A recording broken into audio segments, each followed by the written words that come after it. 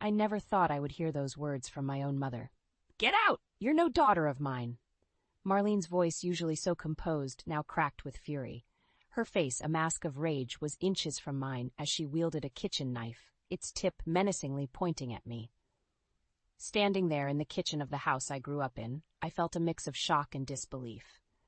I had come to help, to support our family, but now I was being branded a leech, a burden. "Marlene, please put the knife down," I said, my voice steady despite my racing heart. "You know I've been paying more than half of my salary to help with the expenses. That's $3,000 every month." But my words seemed to bounce off her, unheard. She continued her tirade, accusing me of freeloading and being ungrateful. I retreated a step, maintaining a cautious distance. The woman before me was not the mother I remembered from my childhood. She had transformed into someone unrecognizable, someone driven by anger and resentment. As she continued to rant, I couldn't help but think of my father, David. He was the reason I pursued a career in software development. My mind drifted to the times we spent together when I was a child. His face would light up whenever he talked about computers. "Look at this one, Elaine. It's amazing how technology evolves," he would say, his eyes gleaming with excitement. Those moments in the electronics stores, with him explaining the intricacies of the latest models, sparked my passion for technology. My career was a tribute to those memories, to the bond we shared. I had worked hard, earning a respectable position at a reputable tech company. My job allowed me to work remotely, which was why I moved back home when David's health took a turn for the worse. But now, faced with Marlene's unwarranted hostility, I wondered if I had made a mistake. The sound of Marlene slamming her hand on the countertop jolted me back to the present. "If I knew you'd become such a parasite, I would never have had you," she spat out. Her words stung, but I refused to let them break me. "I'm here for Dad, Marlene, not to argue with you," I replied, trying to keep my voice calm. The situation was escalating beyond what I could have imagined. It was then that I heard the faint sound of a car pulling up in the driveway. David was home from his latest doctor's appointment. I rushed to open the front door, welcoming him and steering him away from the kitchen and Marlene's wrath. As I helped him settle down in the living room, I couldn't shake off the heaviness in my heart. The confrontation with Marlene had opened a chasm in our family, one that I wasn't sure could ever be bridged. I looked at my father, his face weary but smiling at me. In that moment, I knew I had to stay strong for him, regardless of the storm that was brewing in our once peaceful home. The hospital's sterile white walls felt cold and unwelcoming as I paced back and forth, waiting for news about David's condition. The call from Marlene had been abrupt and alarming. "David's collapsed. We're at the hospital." When the doctor finally emerged, his face was somber. "Your father had a stroke. We've managed to stabilize him, but he's not out of the woods yet." I felt a chill run down my spine. "Can I see him?" I asked, my voice barely above a whisper. "In a moment," the doctor replied, "but be prepared. He may have lasting effects from the stroke." As I entered the dimly lit room, I saw David lying there, frail and hooked to machines. His once strong and capable hands lay motionless by his side. I took his hand, tears welling up in my eyes. "I'm here, Dad. You're going to be okay." His eyes fluttered open, and he managed a weak smile. "Elaine, my girl," he murmured. I spent hours by his bedside, talking to him, reminiscing about our days exploring technology together. Every so often, Marlene would come in, her visits brief and her words few. "How is he?" she would ask, her tone devoid of warmth. "He's fighting, Marlene. He needs us now more than ever," I would reply, hoping for some sign of compassion from her. But compassion was a language Marlene seemed to have forgotten. Instead, she was more concerned about the practicalities. What about his job? The bills? "What are we going to do for money?" she fretted. Her words stung. Was money all she could think about at a time like this? I bit back my frustration, focusing instead on David's needs. As days turned into weeks, it became clear that David's recovery would be a long road. The stroke had left him with limited mobility, and he struggled with simple tasks. The once vibrant man who taught me about the wonders of technology was now dependent on others for his most basic needs. During his hospitalization, I noticed Marlene's visits becoming even more infrequent and perfunctory. She seemed detached, more concerned with her own life than with David's well-being. I decided to confront her one evening. "Marlene, Dad needs us. He needs your support," I said, my voice tinged with desperation. Marlene scoffed. "I have my own life, Elaine. I can't be expected to drop everything. Besides, he's your father. It's your duty to take care of him." Her words cut deep, but I refused to let them deter me. "He's your husband, Marlene. He needs both of us." But my pleas fell on deaf ears. Marlene was wrapped up in her own world, a world where her needs came first and everyone else's were secondary. As I left the hospital that evening, my resolve hardened. I would be there for David no matter what. Marlene's indifference only fueled my determination to ensure my father received the love and care he deserved. The days following David's return home were a whirlwind of adjustments and challenges. I had rearranged my life to accommodate my father's needs, balancing my demanding job with caregiving and household chores. One evening, as I prepared dinner after a long day of work, Marlene strolled into the kitchen. "Make sure dinner is ready by 7, Elaine, and I want something nutritious, none of that bland stuff you've been making." Her words were like a slap in the face. Here I was, doing my best to manage everything, and all she could do was criticize. "I'm doing the best I can, Marlene. I'm not just taking care of Dad, but the entire house," I snapped back, my patience wearing thin. Marlene let out a derisive laugh. "You call this taking care? You're barely managing. I had to handle much more at your age, without complaining." I bit my tongue to keep from lashing out. Arguing with Marlene was futile. She had always been self-absorbed, but now her lack of empathy and appreciation was more glaring than ever. Later that night, I helped David with his exercises, a routine that had become our little ritual. "You're doing great, Dad," I encouraged him as he struggled to move his arm. He smiled weakly. "I'm sorry, Elaine. I never wanted to be a burden to you." "You're not a burden, Dad. You're my father, and I love taking care of you," I reassured him, though the weight of my responsibilities was beginning to take its toll. The following morning, I found Marlene lounging in the living room, a magazine in hand. "Elaine, when you finish with your work, could you clean up around here? It's getting rather dusty," she said, not even bothering to look up. I clenched my fists, frustration boiling inside me.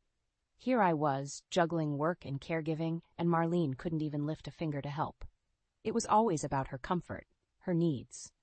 That evening, as I lay in bed, exhausted and overwhelmed, I made a decision. I couldn't continue like this. Something had to change. The realization that I was alone in this battle weighed heavily on me, but I knew I had to be strong, for David's sake. Marlene's selfishness had reached a point where it was not just infuriating, but deeply hurtful.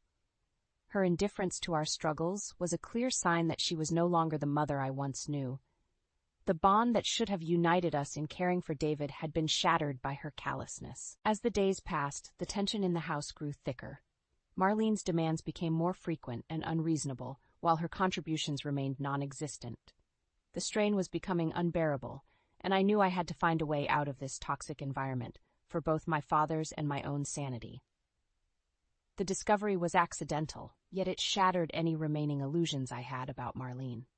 I was searching for an old photo album in my closet when I noticed the empty space where my collection of designer bags and accessories used to be. Confusion turned to horror as I realized they were all gone. Confronting Marlene was inevitable. "Did you go into my room and take my things?"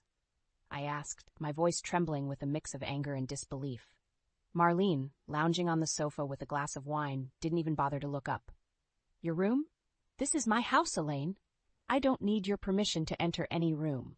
Her nonchalant dismissal of my privacy was infuriating, but what she said next was even worse. "You had some pretty good stuff there. Sold them off for a nice sum. You should be thanking me for making good use of them." I was speechless. The audacity of her actions was beyond belief. "You sold my belongings? Those were mine, Marlene. You had no right." Marlene scoffed, finally turning to face me. "Right? I'm your mother. I have every right. Besides, it's only fair since you're living here rent-free." Her twisted logic made my blood boil. Living here to take care of Dad is not living rent-free, and what you did is theft, Marlene, plain and simple. But Marlene was unmoved. "Theft? Don't be dramatic, Elaine. I'm just taking what's owed to me. After all, I've been putting up with you and your father." That was the last straw. The woman in front of me was not the mother I grew up with. She was a stranger, consumed by selfishness and greed. Over the next few days, I struggled to come to terms with Marlene's betrayal. My sense of violation was profound. But more than that, it was the realization that she saw us not as family, but as assets to exploit. I began to plan our escape. David, despite his weakened state, was supportive. "We can't stay here, Elaine, not with her," he said one evening, his voice filled with sadness and resolve. The plan was simple, yet daunting. We would leave while Marlene was out, taking only what we needed. I found a small but comfortable apartment close to the hospital and arranged everything in secret. The day of our departure was tense. As the movers quietly packed our belongings, I watched the clock, praying that Marlene wouldn't return early.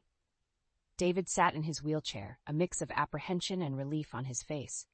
As we drove away from the house, I couldn't help but feel a pang of loss.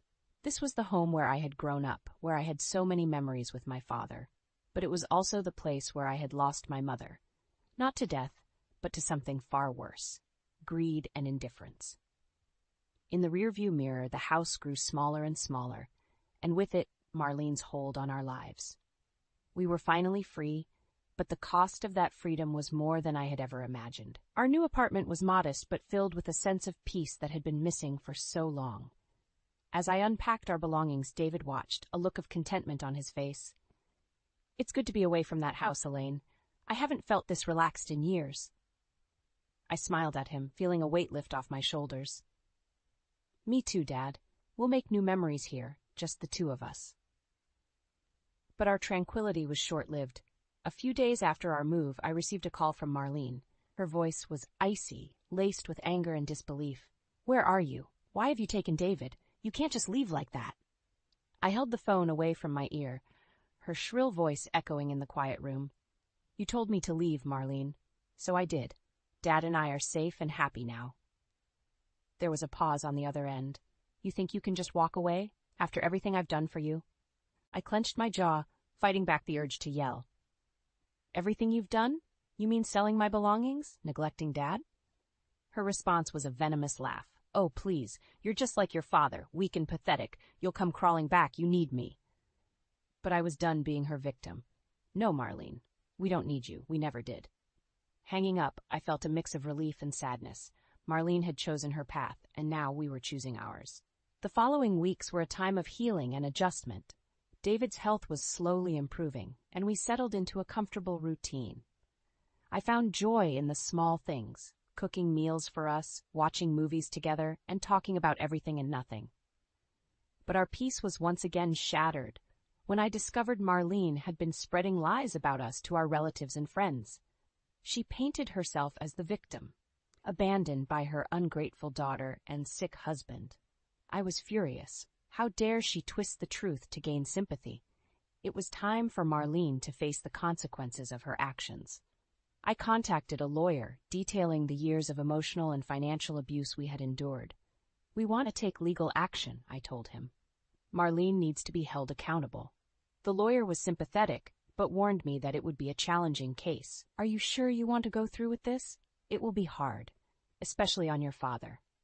I looked at David, who nodded resolutely. "We're sure. It's not just about us. It's about setting things right." As the legal battle began, I felt a sense of purpose. This was more than just revenge. It was about standing up to a bully, about reclaiming our dignity. Marlene fought back fiercely, her true nature revealing itself in court. Her lies and manipulations were laid bare for all to see. The process was grueling, but with each passing day I felt stronger, more empowered.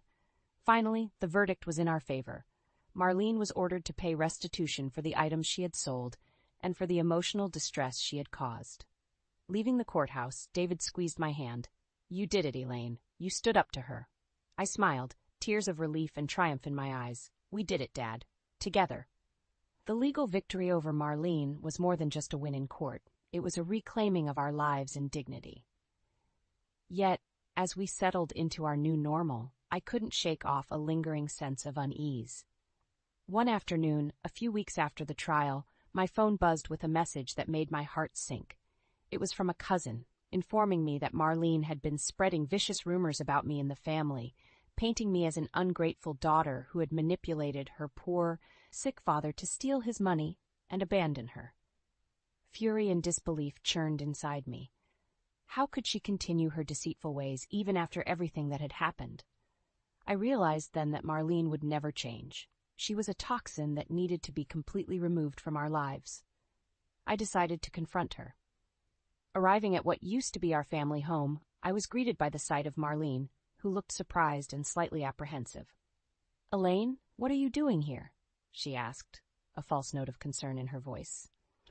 "I'm here to put an end to your lies, Marlene. You've lost in court, and yet you continue to spread falsehoods about me and Dad. Why can't you just leave us in peace?" Marlene's expression hardened. "Peace? You've taken everything from Elaine, my husband, my home, my reputation. You think I'll just sit back and accept that?" "I haven't taken anything that wasn't already destroyed by your own actions," I shot back. "You've pushed everyone away with your selfishness and greed." Marlene stepped closer, her eyes narrowing. "You think you've won, don't you? But I'll make sure everyone knows the truth about you. I'll ruin you, just like you've ruined me." I stood my ground, my resolve unwavering. "No, Marlene, you're the one who's ruined, and I won't let you drag us down any longer." Turning on my heel, I left her standing on the doorstep, her angry shouts fading behind me. I knew that our battle was far from over, but I was ready to fight for our newfound freedom and peace. In the following days, I worked with our lawyer to file a restraining order against Marlene. It was a drastic step, but necessary to protect ourselves from her relentless harassment and defamation. The day the restraining order was granted felt like a second victory. Marlene was legally bound to stay away from us, to cease her poisonous campaign against us. It was a relief, but also a sad confirmation that the woman who had once been my mother was now nothing more than a bitter stranger. David and I could finally breathe a little easier, knowing that Marlene's ability to harm us was significantly curtailed. We focused on rebuilding our lives, on healing from the years of emotional turmoil. As I watched David one evening, laughing at a comedy show on TV, I felt a profound sense of gratitude. We had weathered the storm together, and though the scars remained, we were stronger for it. Marlene's reign of terror was over, and we were free to live our lives without her shadow looming over us. Months had passed since the restraining order against Marlene was put in place, and life had gradually settled into a new rhythm. The apartment felt like a true home, filled with laughter and memories in the making. David's health was stable, and though the past still cast a shadow, we were moving forward. One evening, as I was preparing dinner, the phone rang. The caller ID showed an unknown number, but something compelled me to answer. "Hello?" "Catherine, it's me," came Marlene's voice, unmistakable and unwelcome. My heart sank. "Marlene, you know you shouldn't be calling. There's a restraining order." I know, but listen to me," she pleaded. "I need your help. I'm in trouble." Her words were laced with desperation, a stark contrast to her usual haughty tone. "What kind of trouble?" I asked, despite myself. "I'm broke, Elaine. I've lost everything. I need money. You owe me that much." I felt a mix of anger and pity. Marlene, once so proud and manipulative, was now reduced to begging. "I don't owe you anything, Marlene. You made your choices, and now you have to live with them." There was a pause, and then her voice came through again, softer this time. "Please, Elaine, I'm your mother. Don't you have any compassion?" The word compassion coming from her was almost laughable. "Compassion? After everything you've done? You've never shown any compassion to Dad or me. You only care about yourself." "Elaine, please," she started, but I cut her off. "No, Marlene. It's over. You need to take responsibility for your actions. Goodbye." I hung up, my hand trembling slightly. The finality of that call was both liberating and heartbreaking. Marlene had chosen her path, and it had led her to this. I turned back to the stove, the sizzle of the cooking food grounding me. David wheeled himself into the kitchen, a concerned look on his face. "Was that Marlene?" I nodded. "Yes, but it's handled. She won't bother us again." David reached out, placing a hand on mine. "You're a strong woman, Elaine. I'm proud of you." I squeezed his hand, smiling. I had a good teacher. In the days that followed, I reflected on our journey. We had faced betrayal and heartache, but we had also found strength and resilience. Marlene's absence in our lives was a void, but it was a void filled with peace. As I watched the sunset from our balcony, with David beside me, I felt a sense of closure. Our story had been one of struggle, but also of triumph. We had overcome the darkness, and now the future was ours to shape. Here's to new beginnings. Dad, I said, raising a glass of lemonade. To new beginnings, he echoed, clinking his glass against mine. And in that moment I knew that no matter what the future held, we would face it together as a family.